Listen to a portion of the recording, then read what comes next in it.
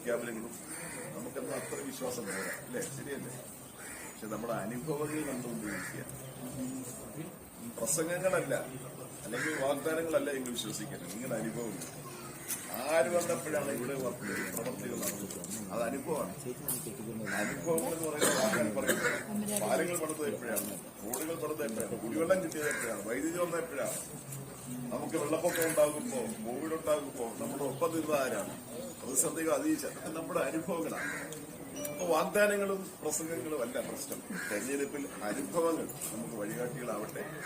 നല്ല രൂപത്തിൽ നമ്മുടെ ജീവിതാനുഭവങ്ങളുടെ പശ്ചാത്തലത്തിൽ നിന്നുകൊണ്ട് പ്രതികരിക്കാൻ നമ്മുടെ എല്ലാവരുടെയും. അപ്പോ 3 കോടി ചെല്ലുവാനും കണക്ക് പറഞ്ഞു.